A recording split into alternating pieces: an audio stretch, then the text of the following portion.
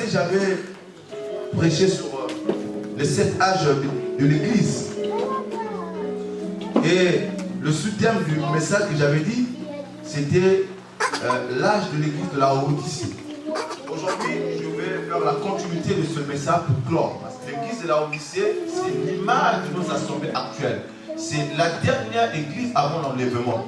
Donc, il n'y aura plus d'église. Nous sommes la dernière église. C'est pourquoi nous devons faire très attention au moment où nous sommes en train de vivre. Parce que le Fils de l'homme est prêt, il est devant la porte. Donc, c'est le moment où la parabole des 10 vierges est en train de s'accomplir. Où les saints étaient folles et les saints étaient vierges. Hein? Et pendant qu'ils dormaient, on est allé annoncer que le pont est en route. Le pont est en route pour aller réveiller les époux qui puissent aller à leur rencontre. Donc c'est le temps où nous sommes en train de vivre. L'église de la Odyssée, beaucoup sont dans la distraction, beaucoup ne se retrouvent plus, ils savent ce qu'ils sont en train de faire. Exactement. C'est l'image de l'église que nous sommes en train de vivre. Et la Odyssée qui veut dire volonté du peuple. Actuellement, c'est ce que nous sommes en train de vivre. Le monde est rentré dans l'église actuellement et c'est le peuple qui veut diriger l'église. Alors que dans l'église, c'est le roi qui doit diriger. C'est lui le maître. Amen. C'est Jésus qui est le guide. C'est lui qui est le maître de l'église. Donc nous devons tous être derrière lui pour suivre les instructions du maître. La mort que nous sommes en train de voir n'a pas existé de nos jours. Depuis le temps de la Odyssée, ça avait déjà existé. La mort était là. Avec les propos tenus par le Seigneur Jésus. Il a dit que tu es vêtu, mais alors que tu es nu. Tu te dis que tu es vêtu, mais alors que tu es nu. Voyez-vous, ils avaient tellement donné l'importance aux habits, aux vêtements.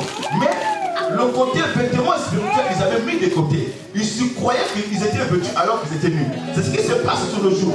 Nous sommes plus ancrés dans l'habillement, dans la mode. Le m'as-tu vu? Est-ce que tu m'as vu? Est-ce que tu me vois? Regarde comment tu m'habilles. Mais alors que le vêtement spirituel, nous devons avoir. Le vêtement de Dieu, nous n'avons pas. Et nous sommes exposés à toutes sortes de dangers. Nous sommes exposés à toutes sortes de situations. Alléluia. C'est pourquoi le Seigneur te dit que viens à moi, viens prendre les vêtements pour que tu sois couvert de ta honte. Et que la nudité ne soit plus connue. Amen. Ils avaient la vue naturelle, mais ils ne pouvaient pas voir les choses de Dieu. Et lire, c'est l'image du Saint-Esprit, ce que j'ai dit. De l'onction du Saint-Esprit doit nous faire voir les choses de Dieu. Il doit nous révéler la foi de Dieu. Nous montrer comment vivre, comment être en harmonie ou en accord, comment vivre une relation parfaite avec Dieu. C'est les colis qu'ils devront rechercher auprès du Seigneur. Amen. Donc c'est colis aussi, on parle de l'image de l'aveuglement spirituel. Beaucoup de gens sont maintenant aveugles spirituellement. Ils n'ont pas de sens, ils n'ont pas de vision, ils ne voient rien, ils ne rêvent même pas. Leur vie fonctionne du jour au jour. Ils ne peuvent même pas espérer voir quelque chose. Or dans Joël 2, la Bible dit que dans les derniers jours, je répandrai mon esprit sur toute chair. Vos fils et vos filles prophétiseront. Vos jeunes gens auront des visions. Vos vieillards auront des songes. Quand on parle de vision, on parle de la vue. On doit voir au-delà de ce que l'œil humain est en train de voir. Amen. Et quand nous voyons au-delà de ce que l'œil humain voit, c'est là de la volonté du Père qui donne la capacité de pouvoir voir dans le domaine surnaturel afin de ramener à l'existence des choses qui sont invisibles. Nous devons avoir la vue. Si tu n'as pas la vue spirituelle, tu ne peux pas ramener des choses qui sont dans l'invisible pour les ramener dans le domaine physique afin que ça soit tangible et palpable. Quelque chose qu'on peut toucher. Amen. L'église est devenue aveugle. Et la Bible dit qu'un peuple sans révélation, c'est un peuple sans frein. Alléluia. Quand on parle de la révélation, on parle de choses que Dieu veut nous montrer. Il ne montre pas au monde, il ne montre pas à qui que ce soit, mais il montre à son église. Parce que l'église a une vision élargie. L'église est capable de voir au-delà de ce que le monde peut voir. Alléluia. Et quand nous vivons sur la vie de Dieu, Dieu nous révèle. Et nous sommes dans le plan de Dieu. Nous sommes sur le chemin de Dieu. Nous n'allons plus tâtonner. Alléluia. L'image de l'homme éprouvé par le feu qui est la foi qui doit être éprouvée. Amen. La foi doit être éprouvée. Quand la foi est éprouvée, c'est alors qu'il est capable d'être positionné. La personne qui est passée par l'épreuve, la personne qui est passée par des situations difficiles et qui a vaincu ces épreuves sera capable de vaincre toutes sortes de situations qui se présentent devant sa vie. Parce qu'il a déjà cette capacité de pouvoir vaincre toutes sortes d'épreuves. Notre foi doit être éprouvée.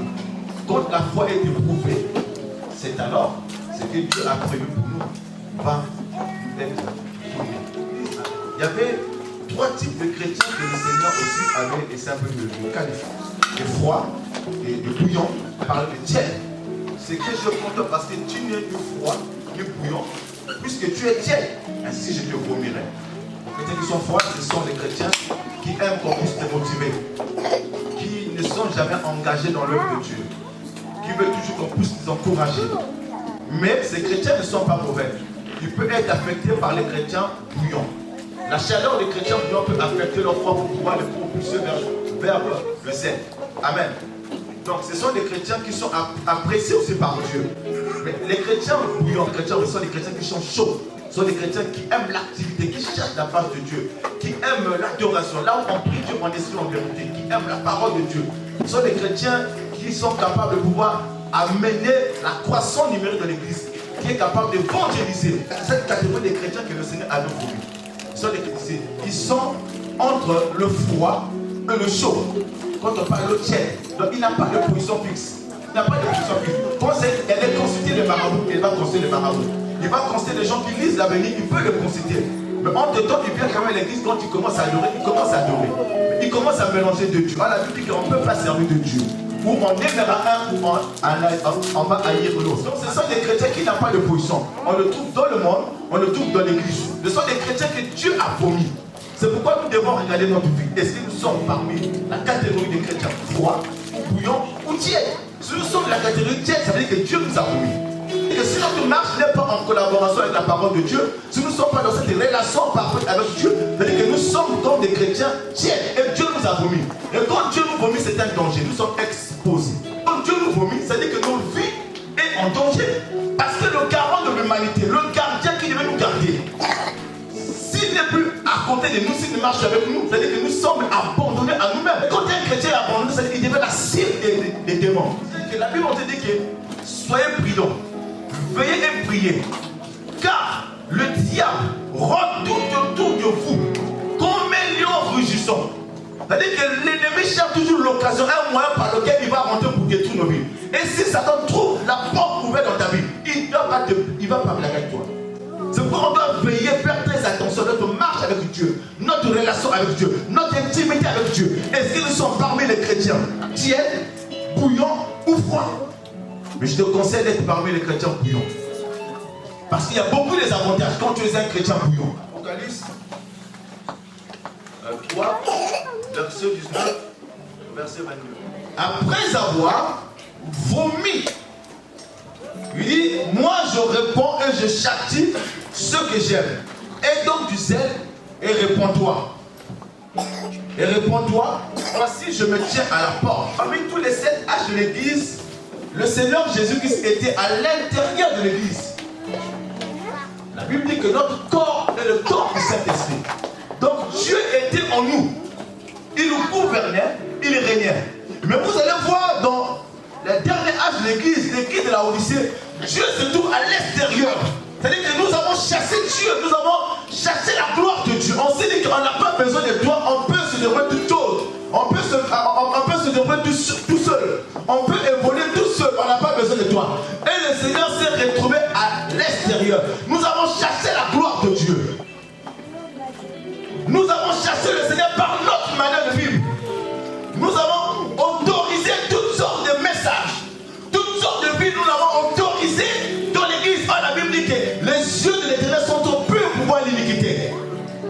À cette époque de l'église de la Odyssée, il y avait aussi l'iniquité qui avait pris la place de l'église. Tout ce que nous sommes en train de voir aujourd'hui, ça avait existé.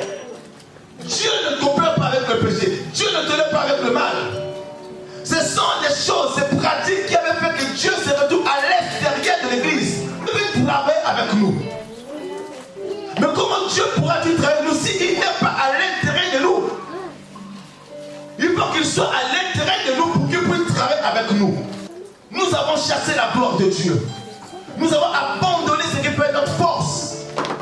Nous avons abandonné ce qui peut être notre gloire. Et on veut se débrouiller tout seul. Parce qu'on s'est dit, je suis riche, je travaille. Mais mon frère, ma soeur, le travail et la richesse, ça ne peut pas te garantir la vie éternelle. Il n'y a aucun nom qui a été donné parmi les hommes en qui nous avons le salut. C'est le nom de Jésus. Tu peux tout avoir dans le monde. Tu peux avoir toutes ces richesses. Tu peux avoir toutes sortes de gloires que les hommes peuvent te donner. Mais si tu n'as pas Jésus, c'est zéro. Si tu n'as pas Jésus, c'est zéro. Tout ce que tu c'est multiplié par zéro. On est devenu des orgueilleux. On est devenu des vantards. On ne peut plus recevoir des instructions venant de la part de Dieu. On ne peut plus être réprimé. On ne peut plus recevoir des conseils, même les conseils. C'est gratuit les conseils. Mais c'est pourtant bien. Pourquoi aujourd'hui l'église est faible? Pourquoi aujourd'hui nous ne prenons plus les miracles, les guérisons, la main de Dieu et l'esprit se manifeste en nous? Parce que nous avons introduit le monde dans l'église. Toutes les pratiques du monde, on les retrouve dans l'église. C'est pourquoi Dieu se retire. Il s'est dit non, ma place n'est plus là-bas. Il y a des éléments de l'abomination, je ne peux plus agir là-bas. Alléluia. Amen. Dieu s'est retrouvé exclu de notre vie. Il n'y a plus de communion avec Dieu.